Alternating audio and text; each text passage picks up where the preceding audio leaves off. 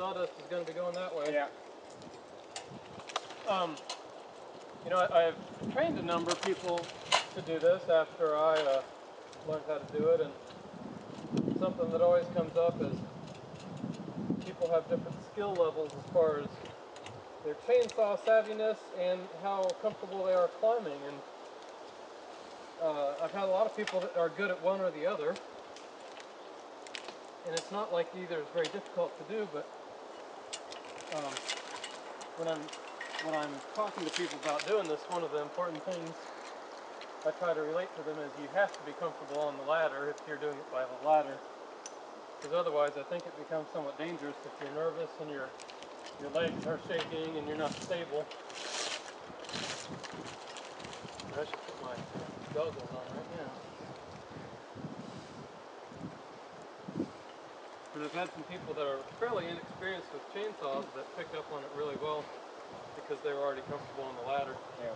And when I first started, I did drill cavities when I was first trained in the Francis Marion, and I'd never run a chainsaw, and I was intimidated by the whole concept, so I was pretty comfortable doing cavity work. And it turns out I think the drill cavities are much more difficult, you know, as far as the physical effort and the expertise required and all that. So when I finally was trained to do the inserts a few months later, even though I was intimidated, it turned out okay. And then years after that, I actually had some official chainsaw training. And the instructor said, everything you've learned doing your silly cavity work, forget about it. Because it's all wrong.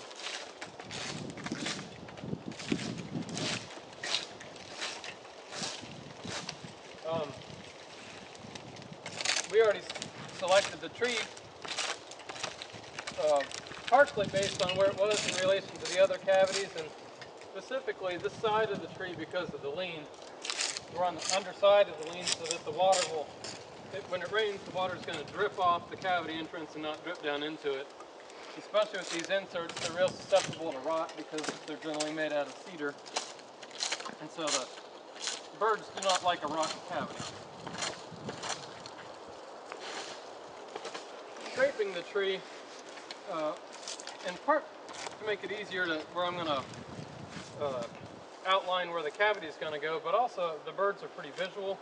They know all the trees in the neighborhood, and I think one of the big cues that they have is they flake off the bark on their cavity trees, and they'll get this reddish look. So I think this makes it really visible to a red cockaded from a distance, and it knows to check it out, and hey, there's a cavity here. So this is really an aesthetic thing, although it may have some biology behind it. We could put an insert in here without scraping at all, and it might well get occupied. Don't have any data to suggest one way or the other, but it just seems that the fact that they scrape all the bark off themselves, this is kind of giving them the clue that they need that this is the cavity tree. I tend to scrape a lot.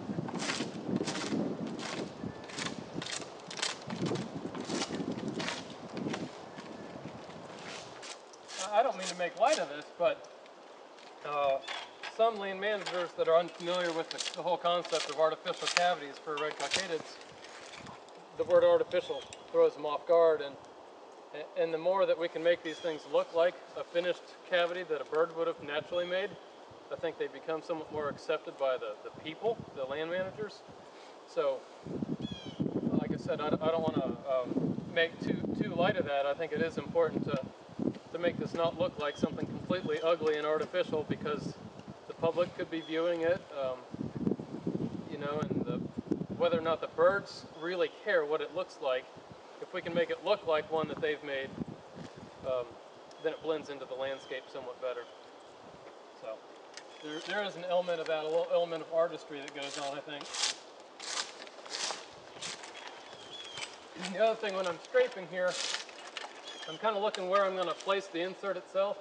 I've got a knot, which is about where I would normally put it, so I'm going to put it a little higher up, and I kind of look for the flattest spot that I can find. It's easier to outline, to trace the insert when I've got a good flat working surface, and it turns out that the cutting the hole out works better if you start with a flat surface. If you have a very curved or a tree that's very uneven, you often end up with a a box that doesn't fit the box you're trying to put in it.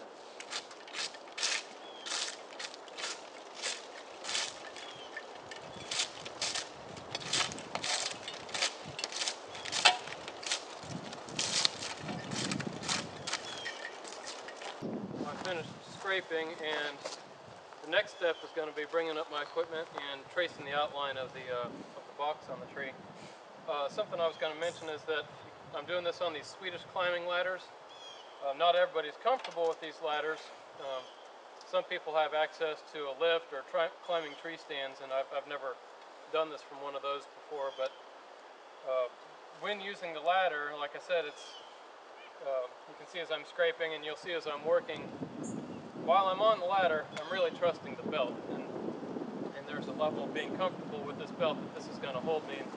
As you can see, when I work around the tree, I'm putting all my weight on the belt.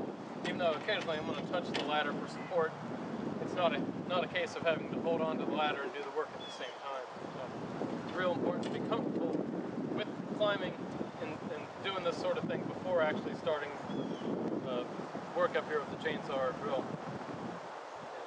Something else that I harp on when I'm training other people to do this, it's not something I necessarily do in my daily life, but I do everything the same every time.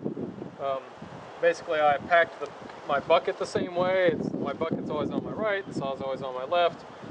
I've always got the exact same stuff in it, and even more important when doing drilled cavities, because there's just more things to keep track of. But I basically have a very rhythmic way of doing each step, and partly that is for efficiency and partly that's for safety, so that I don't have to be fumbling around and getting tired doing one thing or the other. It's all about being smooth at it and using the least amount of energy. You can get away with doing all sorts of crazy stuff on a cavity or two, but if you're doing a handful or more cavities per day, then it's a lot more efficient to have everything the same place every time. And that's something over the years I've developed, that I was vastly more inefficient when I first started doing this.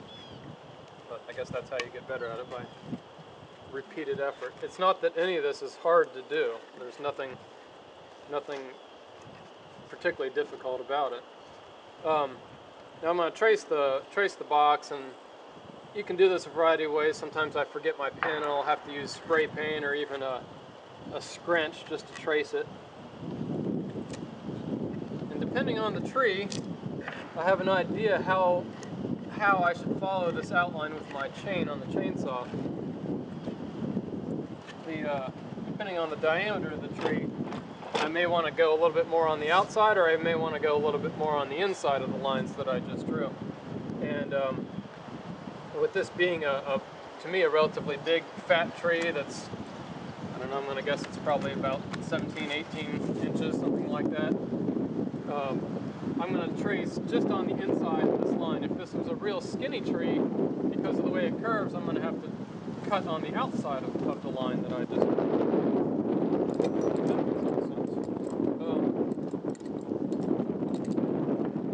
And what I'm going to do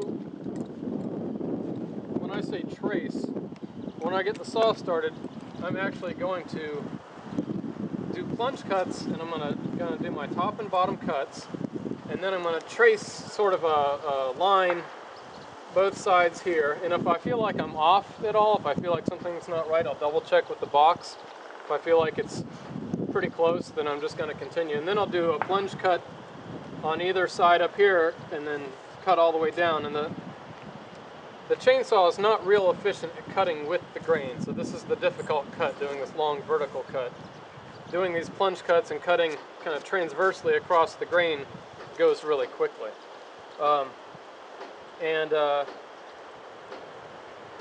So as I do this, and as I train people to do this, our tendency is to make these cuts go at all sorts of funny angles, and the thing I always tell people is to picture the box as you do it. So each of these plunge cuts that goes into the tree needs to be at right angles to each other, and that part can be kind of difficult. And so even after doing hundreds or thousands of them, it doesn't always go smoothly. I hope this one does. I'm going to put my ear protection on now. I used to wear a hard hat to do this, but I've found that these kind of earphones are just better overall for providing good hearing protection, and I feel like chances of hurting my head are less than chances of hurting my ears over time.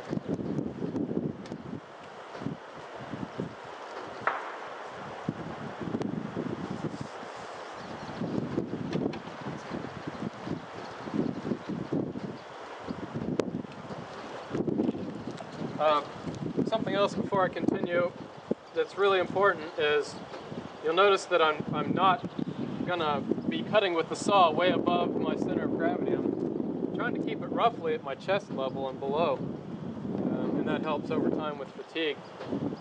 You're just not nearly as strong to be able to do above your head, and you can end up with you don't have as much control over the saw. And if you've got the saw up near your head and it's kicking around, that's probably not good.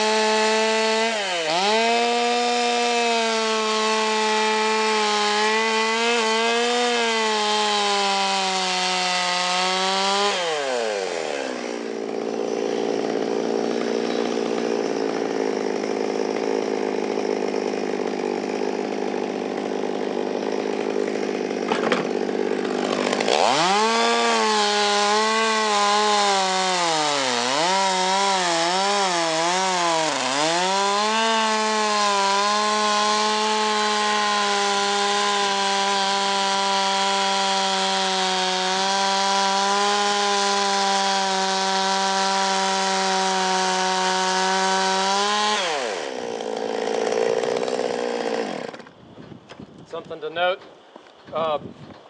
can't see it very well, but I've got a mark that's fading on my bar, which is the depth of the box. So everything I'm doing, I'm trying to gauge the depth properly. And a really important and somewhat difficult thing, since the bar is not a square, all the cuts that I make, I'm going to try to make it as square as possible in the back of the cut so that the box fits in well, and so I don't have a whole bunch of rounded corners. There's some of that that's unavoidable, and you'll see after I've got this part done, I'll have to go in and chisel it out a little bit. That's the part that's where you're using the tip of the chain, and you've got more kickback going on, so I try to minimize that as much as possible. Something else I've noticed from most of us that are right-handed that do this, I do my plunge cut on the right-hand side first, and the tendency is to angle it that way. It's really difficult to get this first cut going back exactly perpendicular into the tree. No matter what angle that goes, my next cut I'm going to try to do so that these two lines are parallel. That's the important part because the box is a rectangle. So if I've gotten this line a little off one way or the other, I'm going to make this line off one way or the other so they match up. It's not the worst thing in the world to have your box in slightly sideways. It's still going to fit pretty good and flush. The worst thing to do is to make essentially a pie-shaped wedge, or I guess a reverse pie shape, which would be pretty hard to get the pieces out.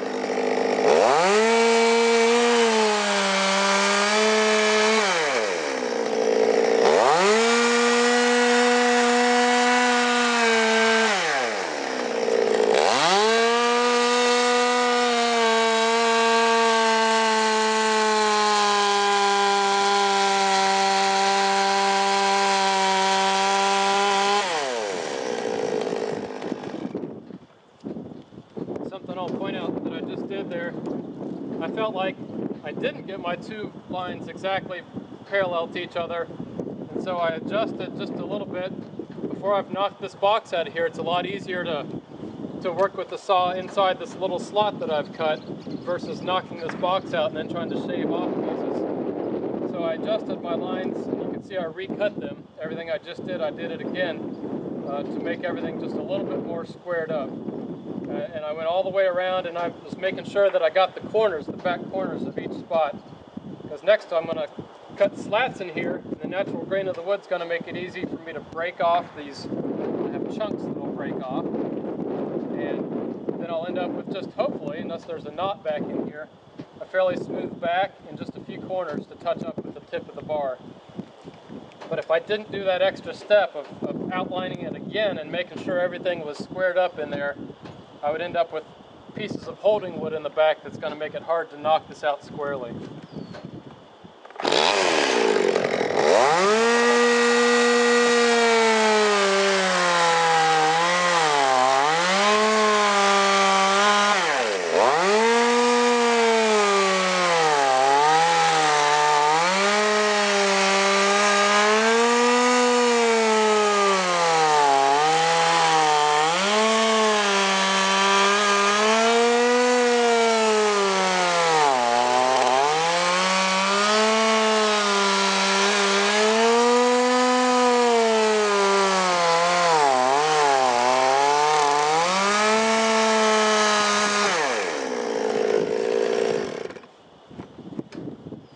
Something else I should note, I don't stop the saw every time when I'm normally doing this. I usually keep it running just for ease of not having to pull the cord every couple minutes.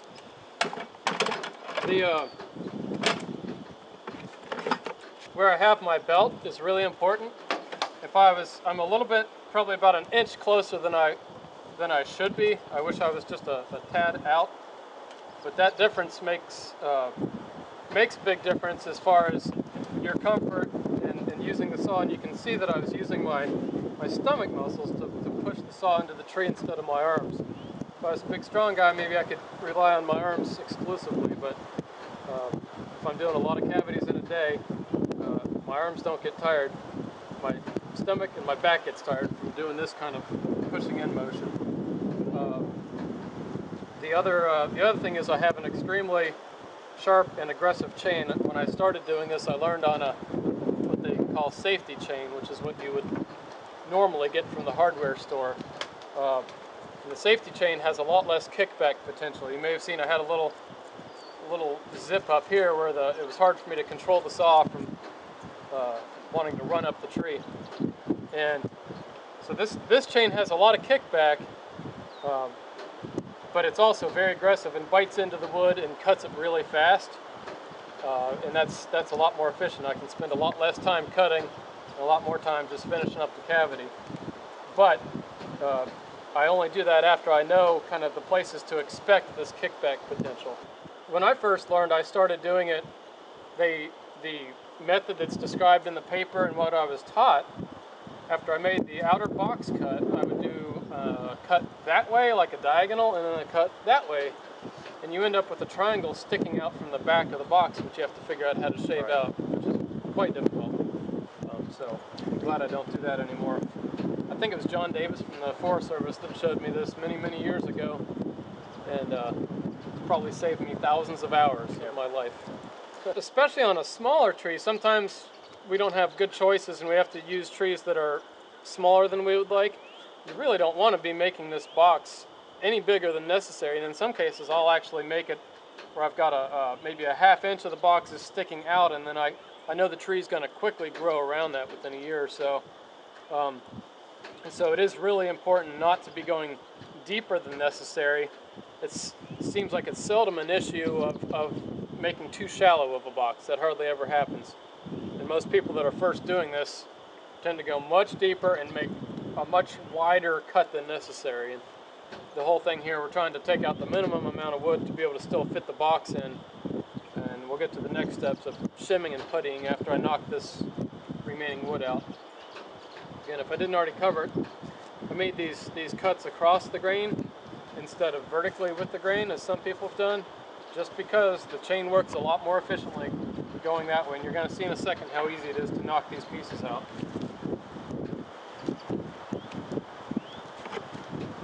Some people use a pry bar. Hammer works for everything.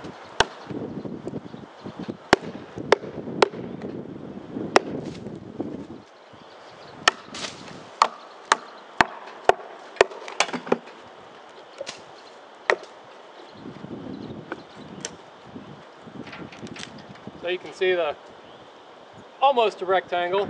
A couple of spots on here just because of the grain that's going to be rounded inside the box, not too bad. And this is one part where, again with this aggressive chain, fortunately I'm working inside the box, so if it kicks around I'm aware that it's going to kick into the box. If I've got big chunks of wood in there, another danger I've discovered to my dismay, sometimes those chunks of wood are going to shoot out and hit me in places from here to here. So, fortunately I don't have too many big chunks that are come flying out this time.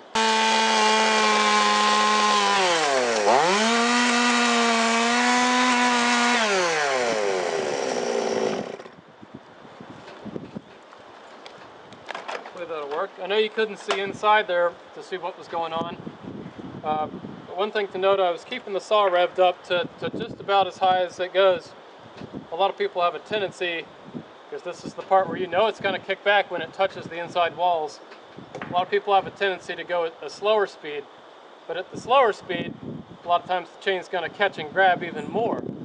So it's somewhat counterintuitive, but this is the part, if you really want to be effective at shaving off the little pieces and parts sticking out, you've got to keep the saw revved up as high as possible.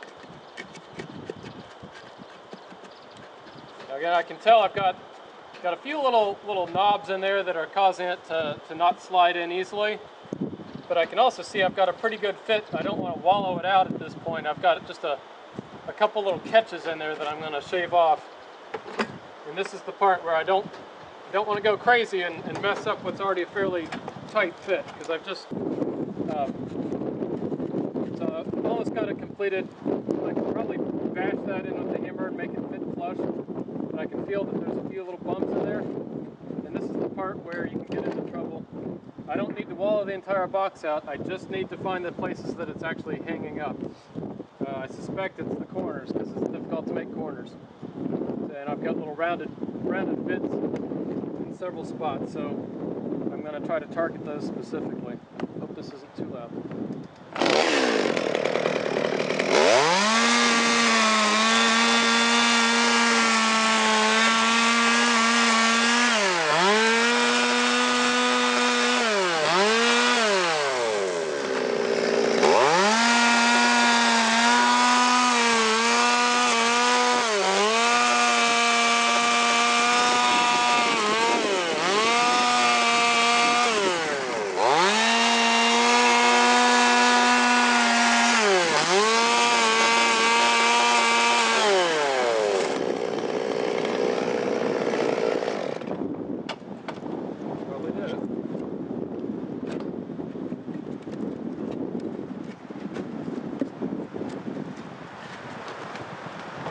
Alright, now it's time for the next phase. Now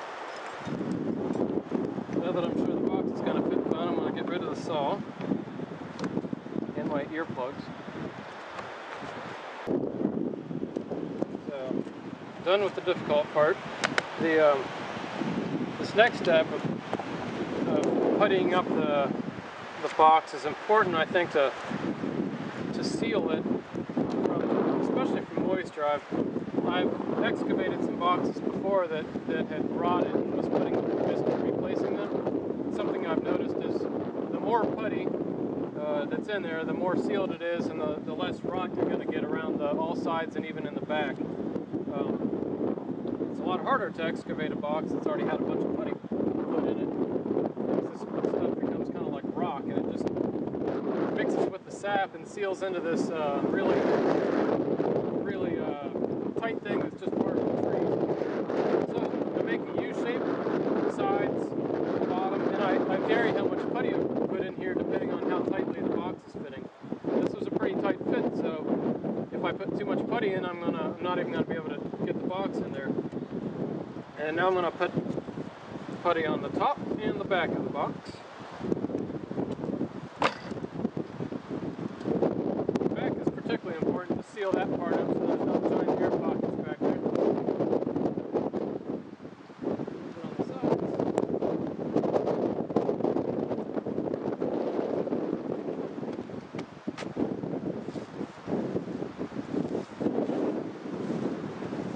And now I'm not done.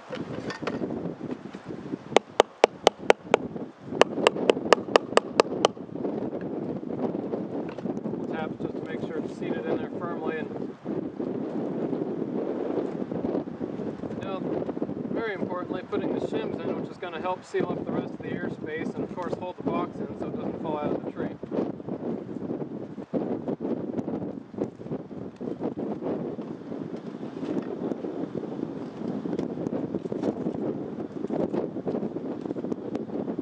Depending on where you put the shims, you can sometimes adjust the box so that it's like right now, I want the bottom to go in a little bit more possibly, and so if I start down here, that might help a little bit.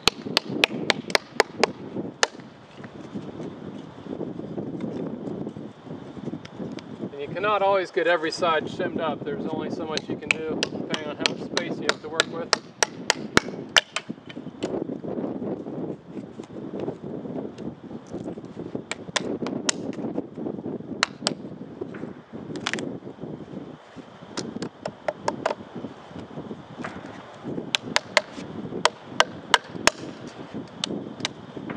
Pretty tight, so these shims, there's not much that's going to fit in there except for a little bit more on this side. And by shimming over here, I've pretty much taken up all the space. I may be able to fit something in on the left side, but not likely.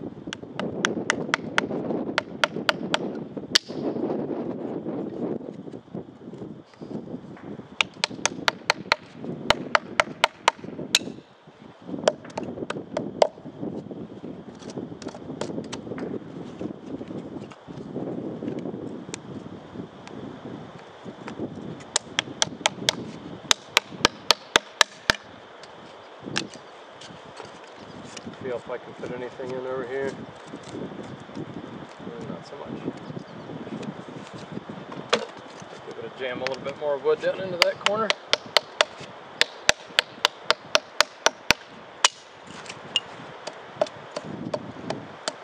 Alright, so it's not going to just fall out of the tree anyway. There's still little spaces. I'm going to seal this up in a minute with putty. The next step is just to imitate the resin wells that the birds do themselves. Not everybody likes this because some people think it can attract fine beetles. Every tree's got different bark. This one's pretty thin, so I don't have to use too much force to do this. And I can say that when you come and look at this tree in a year with a scope, you'll be able to tell if the red cockated's using it because you'll see they're going to actually finally chisel out these resin wells that I've already started for them. I don't know if they appreciate the extra work or not, but they do use them.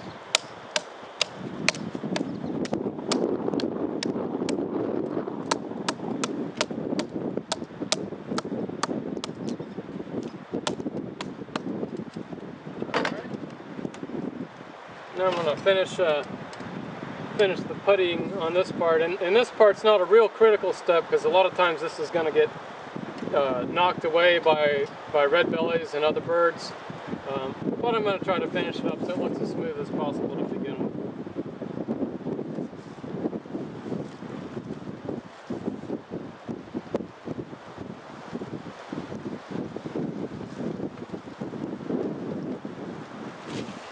I'm also going to use the excess putty at this point to simulate sap flow. I'm going to use some paint also. This doesn't smell as bad as paint, so it's a little easier as far as fumes go.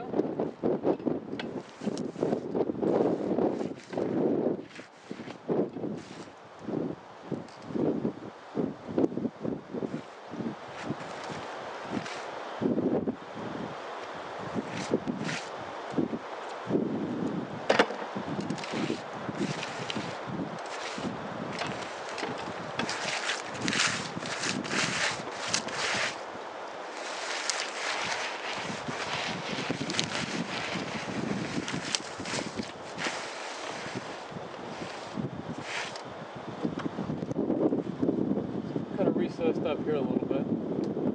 This PVC sticks out a little far, so I'm going to just try to fill that in. Again, the birds may do whatever they're going to do with it. A little better. And the final step, this part's up to the individual how fancy they want to get. Again, I'm just trying to make it look semi-natural. It's never going to look exactly like one of these birds has made it.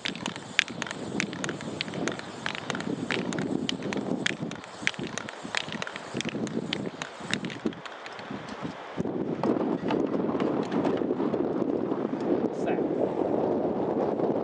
The sap comes out of the hole where they worked on.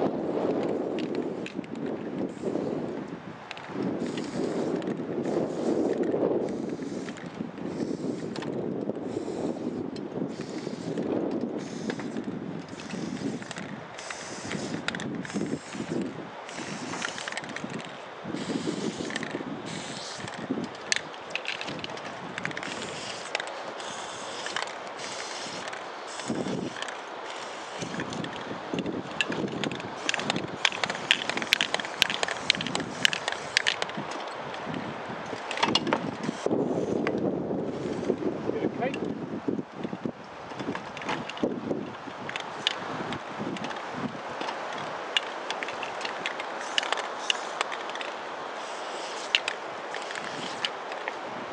This part generally varies depending on how tired I am at this point, since it's my first cavity I've painted a bunch. So that's pretty much it. I don't need to do anything.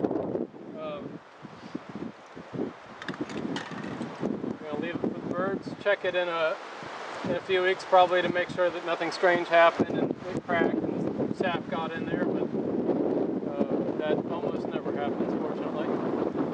Too. Sometimes the snakes are pretty smart and persistent, and they'll come from another adjacent tree and then come down. You can't always, do anything about that as you're putting in an artificial cavity. But if everything else is equal and I can use a tree that's kind of by itself, that's sometimes a nice thing too.